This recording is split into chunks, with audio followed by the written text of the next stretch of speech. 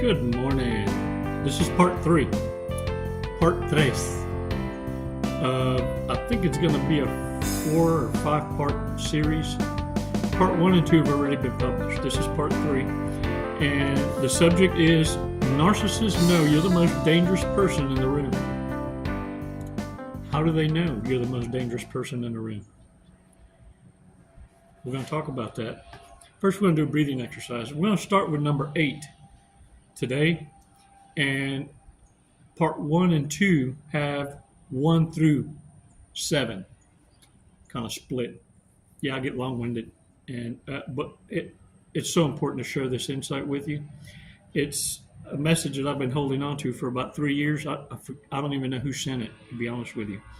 But I'm glad it was saved. The girls just do a phenomenal job supporting the tribe and important content. Thank you for your support. Before I even get past that, subscriptions, hit that like button, clip and share. Look, I won't hit you with a copyright. You can share the whole thing 100%. Just refer back to the channel to give credit where credit's due. Let's do this together. Let's make it where we're a pain in the butt. Almost lost my Jesus. To narcissists all around the world. Hey, I'm a work in process. I lose it every now and again. But I also have no excuse. I really don't. I know better. But dang it, man, it just makes such a huger, biggerest, mostest, betterest impact when used properly. You know what I'm saying? I just want to drill it in. You know what I'm saying? But look, divine leadership doesn't tolerate dysfunction. Remember that. Divine leadership does not ever tolerate dysfunction. What does that song go? Oh, I can't go for that. Can't go for that. No, no can do. No can do. That's a remix. No can do. No can do. No. Being invisible to a narcissist is the ultimate destructive force. And look, there's nothing they can do. It forces them to have to self-reflect. And that to them is more unbearable than you cussing them out. That's why we gotta start working on controlling our ghetto switch. Yeah, at first we called it supernova. But after that, yeah, that's lack of self-control on our part, your part. We as a collective.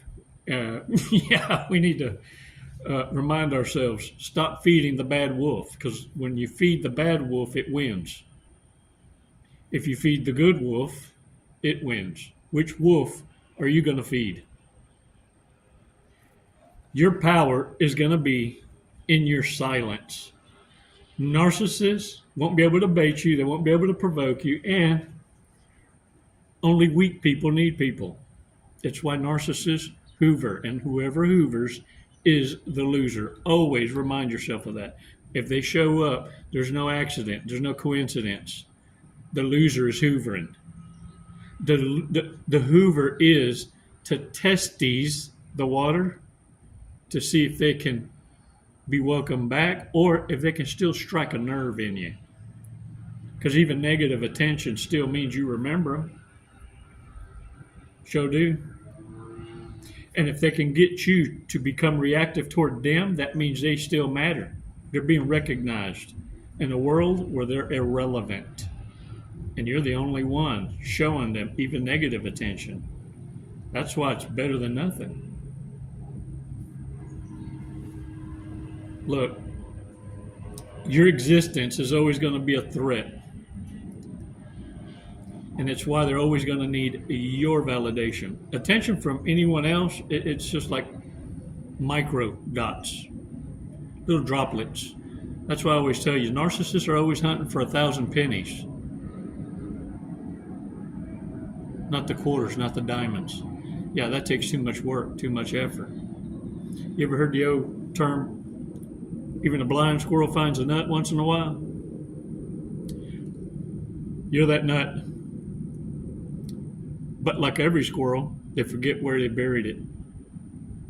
Because they always think they can always come back later and dig it back up and it'll be there. Warriors, narcissists know You're the most dangerous one in the room. So I need you to pay attention, because they see in you what you don't see in you. And I'm fixing to tell you a little bit about you that you don't know. Let's take 5 seconds. Come on.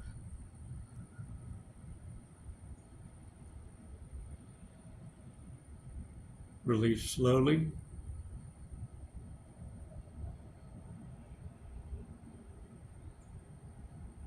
All right. Ooh, shake it off, shake it off.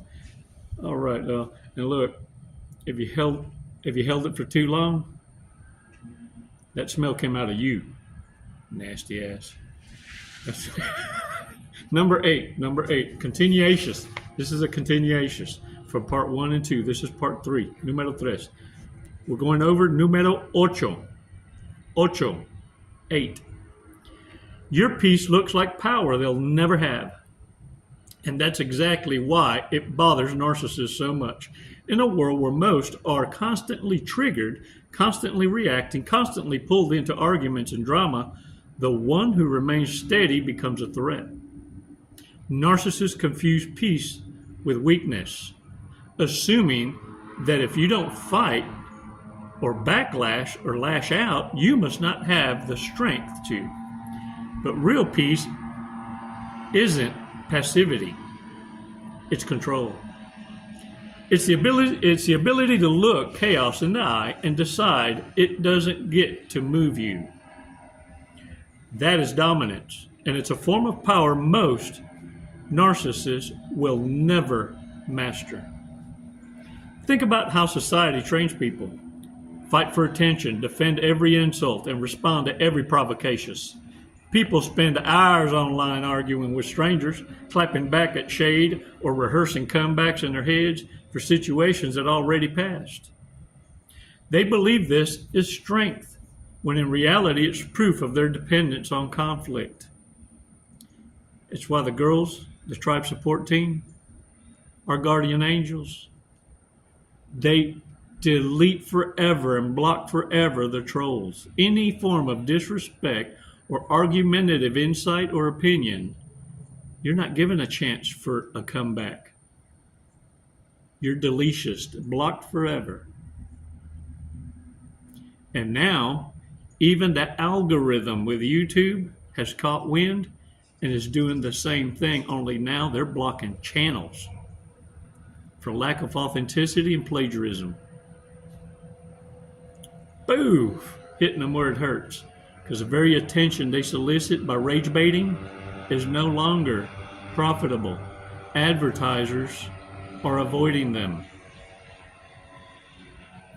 And let's pay attention to this. Corporate America only exists, like social media, for a return on investment. Get this. Narcissists are slaves to noise.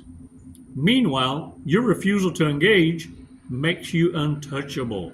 When you walk away instead of feeding the fire, you prove that your emotions belong to you, not to the person trying to manipulate them. That level of self-control is rare, and it rattles narcissists who lack it. What makes your peace look so much like power is the fact that it denies others a reaction they crave. People often thrive on pulling you into their storm because it validates their chaos. When you don't enter, it's not just frustrating, it's humiliating. It strips them of the illusion that they can control you. And when control slips away, so does the narcissist's sense of dominance. The irony is, those who envy your peace call it weakness to save face. Narcissists say you're passive, scared, or too quiet, when in reality, narcissists projecting their frustration because deep down they know peace is harder than anger. Peace requires discipline, inner balance, and the strength to choose battles wisely. Narcissists don't hate that you're unshaken. They hate they can't do it to themselves. Your peace is not the absence of power. It's the highest form of it. It shows that chaos doesn't get the final say in your life. And the reason it frustrates narcissists is because your calmness exposes their lack of control over themselves. Not just unbothered, you're in command. And that's power they'll never have. Never, ever, ever. No, no can do. Can't go for that. Can't go for that. No. I need that's not in the story. True story. I'm just adding some flavors, some spices, little bits of what? Yeah. Número 9. Number 9. Número 9. Not nieve. Yeah. No, 9. 9. You highlight narcissist cowardice by doing what they won't, and that's truth. That truth many people can't stomach, especially narcissists. Deep down, a lot of people fantasize about the very things you live out daily. Narcissists dream of cutting ties with fake friends they secretly can't stand, of walking away from toxic family members who drain them, of stepping off the hamster wheel of groupthink and finally thinking for themselves. But when the moment comes to make that move, narcissists fold.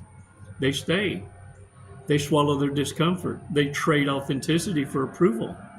And then they see you doing what they couldn't, living freely without needing permission. And it forces narcissists to confront their own lack of courage. What eats narcissists most isn't just that you're independent, but that you're unapologetic about it. You won't sugarcoat your boundaries. You don't dress your decisions in excuses. You walk alone, not as a victim of loneliness, but as someone who chose clarity over compromise. Someone who chose clarity over compromise. I repeat myself. Clarity over compromise. Can I get a what? Yeah. That unsettles narcissists because it exposes how much they've lied to themselves. They told themselves it was impossible to cut ties, unrealistic to walk alone, too risky to think differently. But you are living proof that it's not only possible, it's powerful. That's proof. That kind of proof feels like an accusation even when you're never pointing the finger. Your very existence holds up a mirror to their cowardice. And the reflection is very uncomfortable. They don't want to admit that they stayed in toxic relationships because they were afraid of being alone. They don't want to admit they stuck with a crowd because they lacked the spine to stand apart. It's easier to resent you than to face that kind of truth. And the resentment often comes out in backhanded comments, labels, such as antisocial, cold, bitter, too good, goody two-shoes. But beneath all that noise is envy, bitter recognition that you've embodied the boldness they never mustered. You chose a harder road, and that choice embarrasses them because they realize they chose comfort over courage. At the core, your independence doesn't just highlight narcissist cowardice, it destroys their excuses. They can no longer say it can be done because you've done it, or it can't be done because you've done it. They can no longer say they're trapped because you walked out. They can no longer say it's someone else's fault. They can no longer play pretend. And instead of applauding your strength, many would rather hate you for exposing what narcissists lack all along: the spine to live true.